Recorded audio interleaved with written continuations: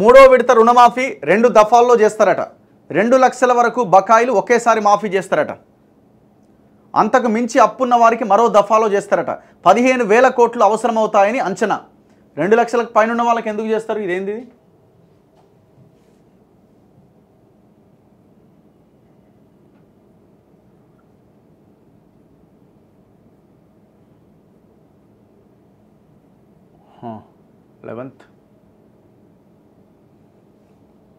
ఇదేం చూడండి, 2 లక్షలు ఆ పైన రుణాలు ఉన్న రైతులను 2 విభాగాలుగా విభజించి రుణమాఫీ అమలు చేయాలని రాష్ట్ర ప్రభుత్వం నిర్ణయించిందట.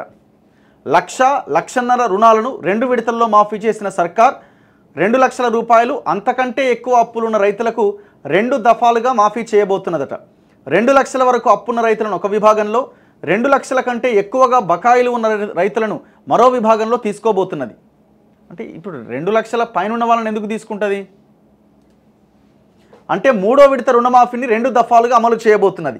ఈ మేరకు వ్యవసాయ ఆర్థిక శాఖ అధికారులు రైతుల రుణ సమాచారాన్ని సేకరిస్తున్నారు. కాంగ్రెస్ ఎన్నికల హామీ ప్రకారం 2 లక్షల కంటే ఎక్కువ బాకీ ఉన్న రైతులకు కూడా 2 లక్షలు మాఫీ చేస్తారు. ఓహో ఇదా? అంటే వీళ్ళు ఏమంటున్నారంటే ఎంత ఉన్నా సరే 2 లక్షలు కట్ ఆఫ్ పెట్టిరు.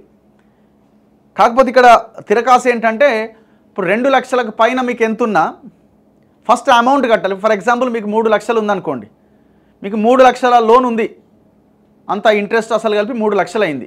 ఇప్పుడు 2 లక్షల వరకు మాఫీ చేస్తారు 5-10 రోజులలో ఎప్పుడో. సో ఆ తర్వాత ఉన్న వాళ్ళని 2 దఫాల్లో చేస్తారట.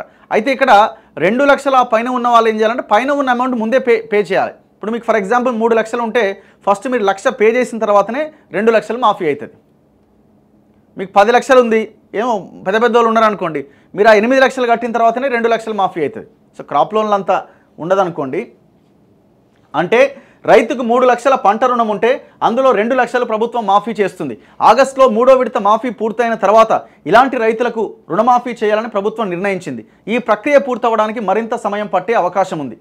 ముందు రైతులు, ఆ తర్వాత ప్రభుత్వం 2 లక్షల కంటే ఎక్కువ అప్పున్న రైతులకు రుణమాఫీ చేయడానికి ప్రభుత్వం ఒక షరతు పెట్టింది.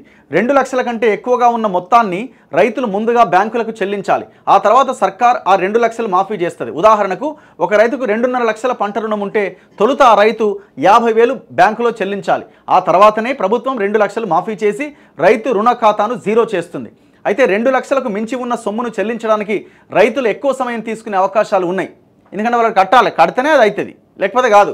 ఖరీఫ్ సాగు ప్రారంభం కావడం, పెట్టుబడి ఖర్చులు ఉండడంతో 2 లక్షల కంటే ఎక్కువగా ఉన్న మొత్తాన్ని చెల్లించడం రైతులకు ఇబ్బందికరంగా మారబోతున్నది. అయితే రాష్ట్ర ప్రభుత్వం నిధులు సర్దుబాటు చేసుకోవడానికి, అదే క్రమంలో రైతులకు బకాయిలు ఉండకుండా ఏకకాలంలో పంట రుణ ఖాతాను జీరో చేయడానికే ఈ నిబంధన అమలు చేస్తోంది.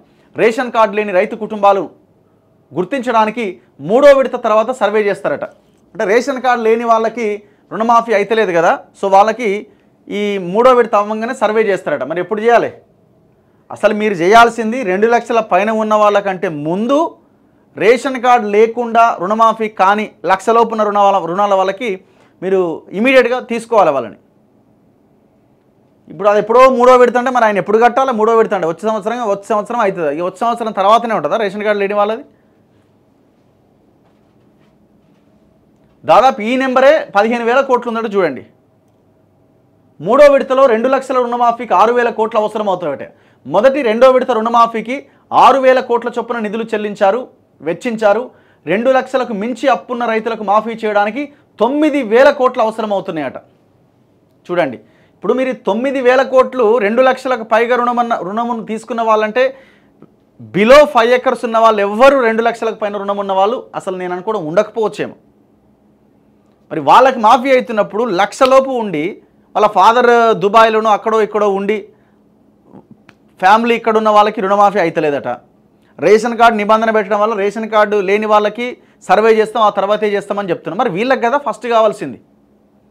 నువ్వు 2 లక్షల పైన ఉన్న వాళ్ళకి 9,000 కోట్లు ఖర్చు పెట్టే మీరు ఈ 1,00,000 లోపు రుణం తీసుకున్న వాళ్ళకి ఫస్ట్ ప్రియారిటీ కింద చేయాలి కదా. సర్వే చేయడానికి ఎంతసేపు పడుతుందండి? రేషన్ కార్డు లేదు, ఎన్ని రోజులు కావాలి మీకు? మూడో విడత తర్వాత పోవాలన్నా దానికి?